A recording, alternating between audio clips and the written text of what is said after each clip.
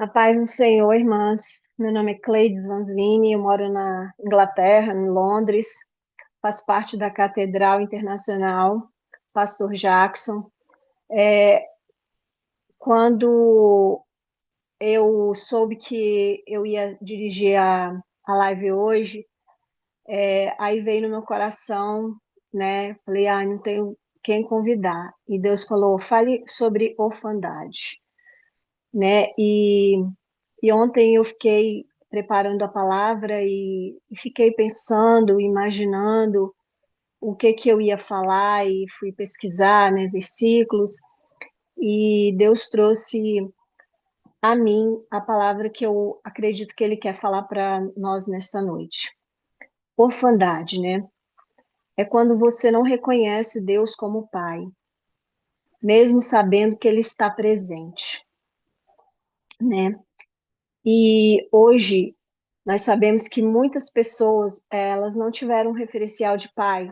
E mesmo se elas tiveram, às vezes elas tiveram um péssimo exemplo, né? E isso, irmãs, pode nos impedir de reconhecer Deus como pai, né? Muitas pessoas, elas têm problemas de relacionamento em reconhecer Deus como pai. Como eu vou reconhecer Deus como pai se eu não tive um pai que foi um exemplo para mim, né? Se eu não tive aquele pai que muitas vezes, né, era agressivo, ou era alcoólatra, ou mesmo era um pai ausente. Então, como ver Deus, né, se a lembrança ou o exemplo que nós tivemos, né, na nossa casa, na nossa infância, foi um pai agressivo. Mas muitas vezes o estado do nosso coração reflete que quando nós não sentimos, né, Deus como filho, como quando nós não nos sentimos filhos de Deus, né? E isso nós podemos ver em Lucas 11:32. Eu vou abrir aqui a palavra para a gente estar lendo.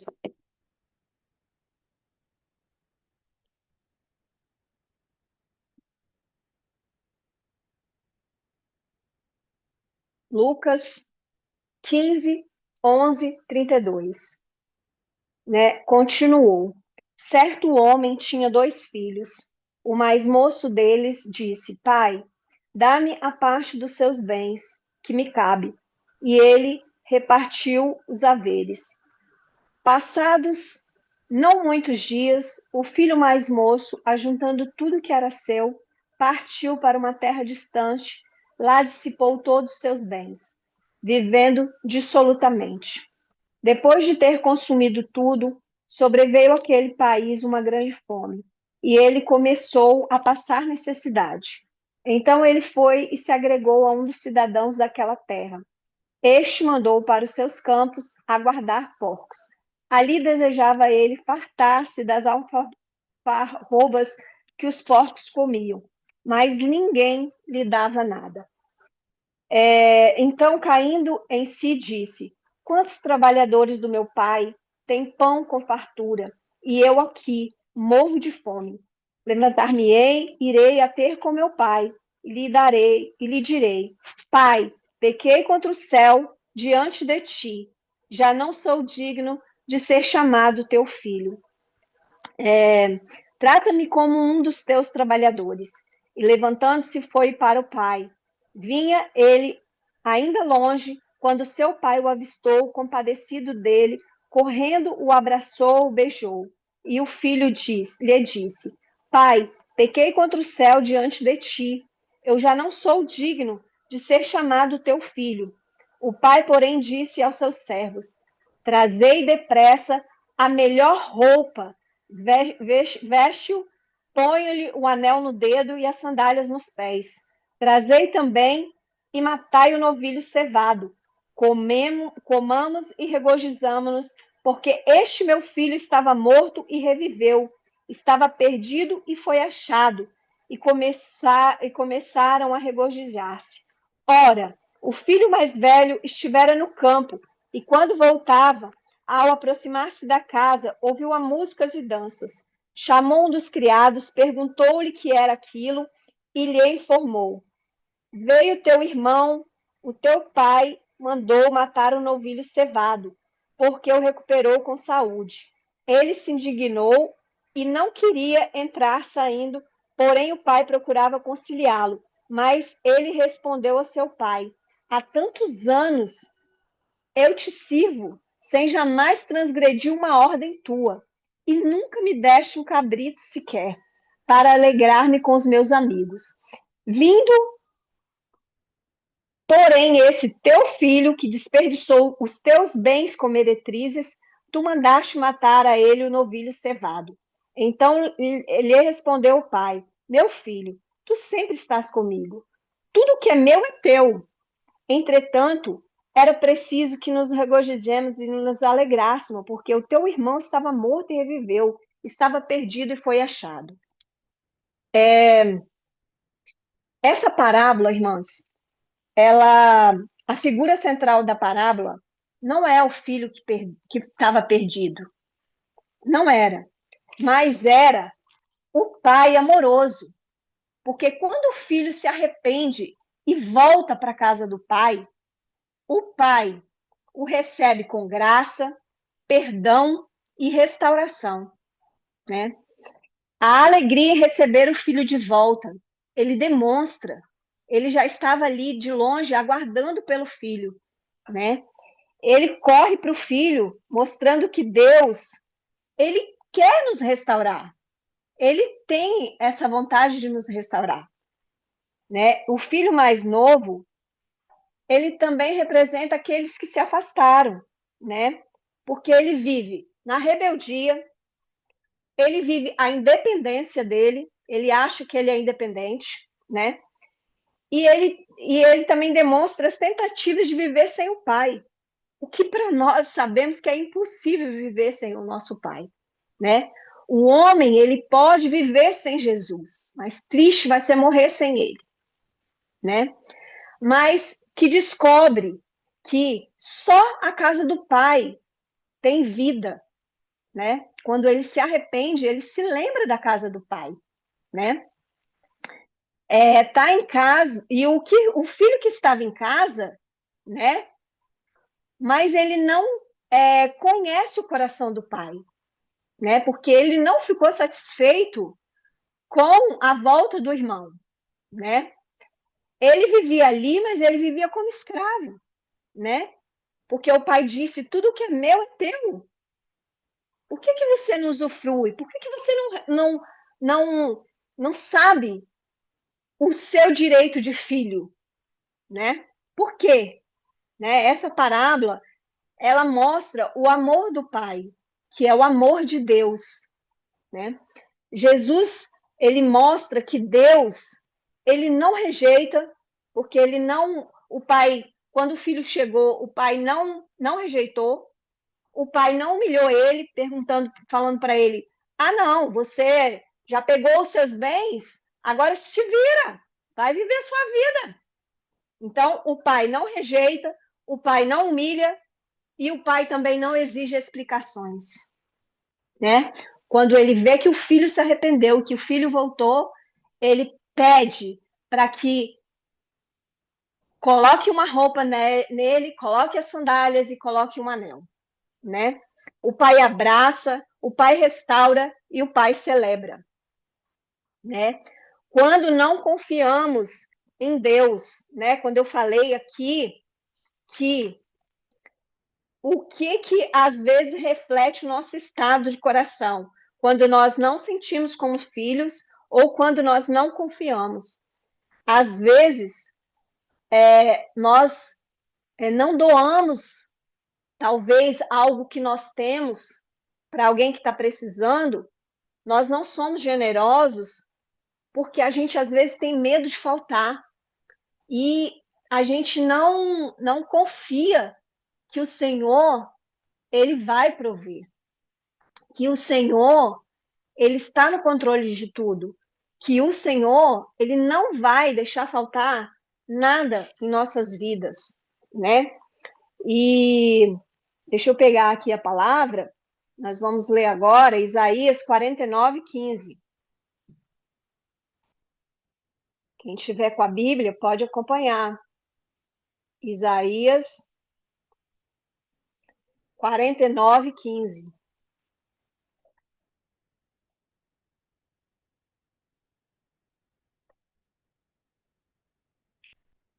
Acaso pode uma mulher esquecer-se do seu filho que ainda mama, de sorte que não se compadeça do filho do seu ventre?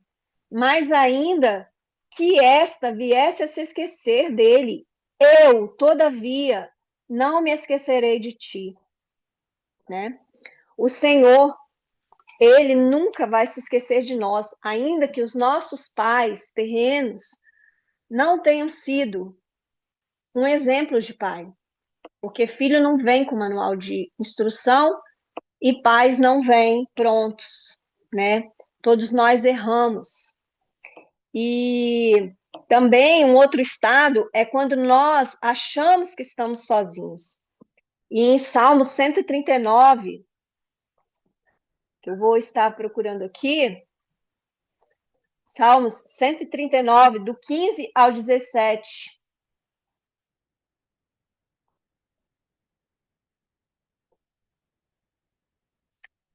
Os meus ossos não te foram encobertos quando no oculto fui formado. É isso? Não, peraí. Só um minuto, irmãs. É, quando achamos que estamos sozinhos. Então, Salmo 139, do 7 ao 10. Para onde me ausentarei do teu espírito? Para onde eu fugirei da tua face? Se eu subo os céus, lá estás. Se eu faço minha cama no mais profundo abismo, lá estás também. Se eu tomo as asas da alvorada e me detenho nos confins dos mares, ainda lá haverá de me guiar a tua mão, a tua destra me susterá. Então não tem para onde nós corrermos e nem como nós nos sentirmos sozinhos, porque o Senhor está em todo lugar, em toda parte, em todo momento, em todas as circunstâncias, em todas as fases das nossas vidas, em todo o nosso processo. Então, não tem como nós nos sentirmos sozinhos. E um outro estado é quando nós vivemos como se não tivéssemos que nos virar, como se nós tivéssemos que nos virar por conta própria, né? É como se Deus estivesse dizendo: eu sou seu pai, mas você ainda vive como um órfão, né? O porquê nós temos essa dificuldade de nos relacionar com Deus como nosso pai? Porque ele é o nosso pai. E isso está em várias partes da Bíblia, em vários versículos da Bíblia. O Senhor é o nosso pai. Romanos 8, do 15 ao 17.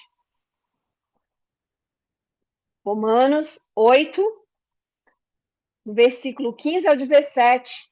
Por que não recebestes o espírito de escravidão para viverdes outra vez atemorizados, mas recebestes o espírito de adoção, baseados no qual chamamos Abba, Pai, né? E o próprio, lendo aqui, o próprio Espírito testifica com o nosso espírito que somos filhos de Deus. Ora, se somos filhos, também somos herdeiros, herdeiros de Deus e co-herdeiros com Cristo. Se com ele sofremos, também com ele seremos glorificados. Amém? Muitas pessoas vivem hoje com uma vida triste, não conseguem perdoar os seus pais e não conseguem ter um relacionamento com seus pais, não conseguem honrá-los. Mas a Bíblia não fala para honrarmos somente pais que foram bonzinhos. A Bíblia fala para nós honrarmos os nossos pais. É o primeiro mandamento com promessa. Efésios 6, do 2 ao 3, vai falar. Efésios 6, de 2 ao 3. Honre o teu pai e a tua mãe, que é o primeiro mandamento com promessa, para que tudo te vá bem e sejas longo a tua vida na terra. Então, é o primeiro mandamento com promessa. A falta da honra ela abre feridas, irmãs. Feridas, assim, inimagináveis, né? Que causa culpa, acusação, a rebeldia persistente, a amargura, a dureza do nosso coração, a dificuldade em obedecer à autoridade, né? E a dificuldade também de receber e dar amor, né? Então, que nós possamos entender que nós devemos honrar os nossos pais, não importa como eles foram no passado. Nós, para que a nossa vida se rompa, para que a nossa, não só os nossos pais, mas para quem tem sogro, para quem tem sogra, né? Honrar os mais velhos, porque muitas nós abrimos brechas, né? E se nós queremos fechar brechas, como nós que queremos andar na presença do Senhor, né? Nós precisamos quebrar esse ciclo, quebrar, fala, não, a partir de mim não, a partir de mim vai ser diferente. Não é fácil ter um coração humilde, não é fácil pedir perdão, não é fácil. E até mesmo nós, como os pais, se nós errarmos, nós temos que pedir perdão. Eu mesma já pedi perdão para o meu filho mais velho. Hoje mesmo eu senti no meu coração, antes de dar essa palavra, de pedir perdão para ele por tudo que talvez um dia eu causei, porque muitas vezes nós causamos dores naqueles que nós amamos sem mesmo imaginar, né? E que nós possamos ter a humildade de pedir perdão, porque para que fechem as brechas no mundo espiritual. Nós não fomos perfeitos, eles não foram perfeitos. Eu falo isso com a minha irmã. Se os nossos pais erraram, eles não tinham manual de instrução para como criar filhos. E cada dia está mais difícil, né? Mas que nós possamos entender como dar e como receber amor, porque é difícil, não é fácil, né? Provérbios 20, vou estar lendo aqui bastante na palavra, né? Mas para que nós possamos entender, 20. A quem amaldiçoou seu pai ou a sua mãe, apagar-lhe-se-á a lâmpada nas mais densas trevas. Isso é muito sério, né? A luz apagada, ela representa uma confusão emocional. Estamos vendo uma geração confusa emocionalmente. Nunca se viu uma geração como essa. Uma geração insatisfeita. Nada tá bom, né? Que acabam tomando decisões erradas, tem uma vida desordenada, não tem direção, estão todo mundo perdido, né? E Provérbios 30, 17, os olhos de quem zomba do pai ou de quem despreza a obediência à sua mãe, corvos do ribeiro os arrancarão e pelos pintões da águia serão comidos. Então, a palavra, ela nos alerta, né? Em outra versão, tá? Os olhos de quem zomba do pai ou de quem despreza a obediência da sua mãe, corvos no ribeiro os arrancarão pelos pintões da águia serão comidos. Os pais são nossa primeira autoridade que Deus coloca na nossa vida, né? A pessoa, ela acaba tendo dificuldade de confiar em Deus, né? Acaba lutando contra uma rejeição. Muitas vezes, nós sabemos que existem pais que rejeitam, mas muitas vezes nós, no nosso coração, achamos que nós somos rejeitados. E às vezes não é isso, não é isso. sente uma orfandade emocional, né? Tem dificuldade de receber amor e correção, tá? Amor e correção. Se sente sempre sozinha, mesmo com Deus por perto. Como nós lemos lá, Deus está em todo lugar. Se eu vou aos altos céus, lá está. Se eu vou para baixo da terra, lá está também. Então não tem como fugir de Deus, né? E Malaquias, Malaquias 4:6. Ele converterá os corações dos pais aos filhos e os corações dos filhos aos seus pais, para que eu não venha e fira a terra com maldição, né? E Deus, ele cura vínculos familiares quando nós estamos dispostos a quebrar isso, a quebrar esse ciclo, dizer até aqui você vai, mas daqui para frente não. Na minha geração não, né? E em Salmos 147:3, vamos para a Bíblia novamente. Salmos 147:3.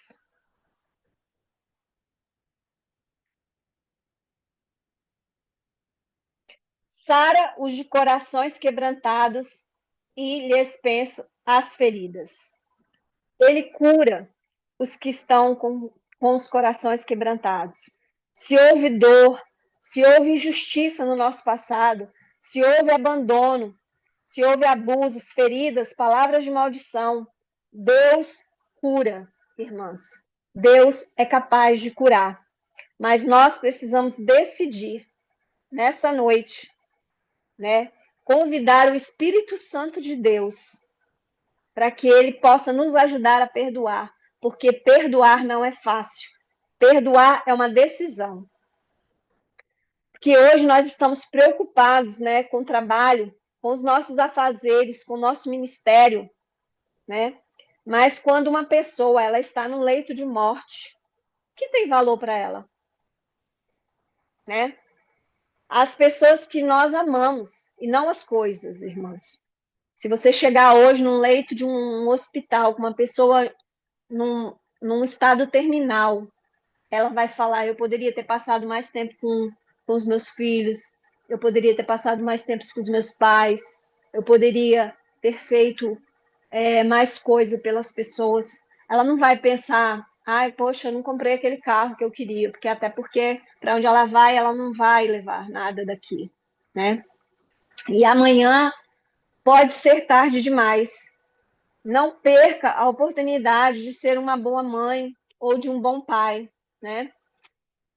Eu falo porque esses dias até eu estava comentando com a Estela que eu não tive uma boa referência de pai. Meu pai saiu de casa quando eu tinha 5 anos e o meu padrasto, ele era muito, muito, muito severo.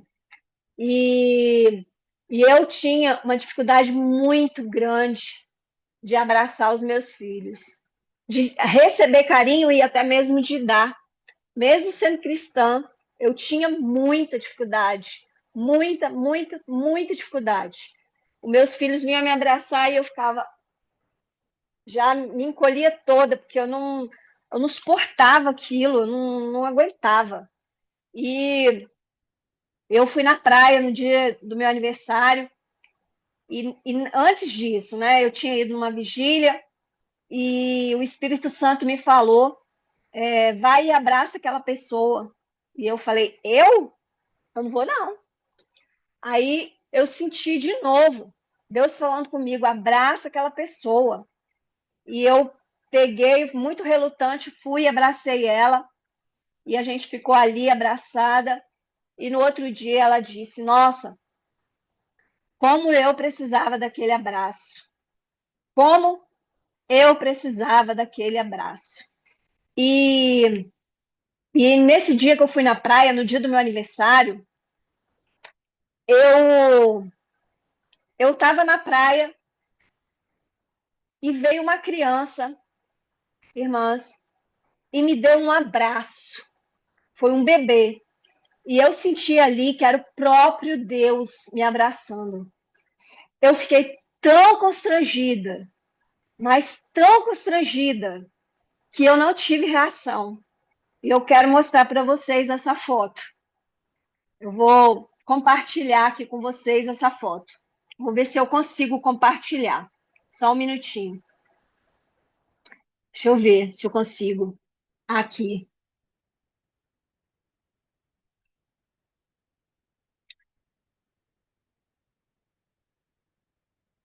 Então,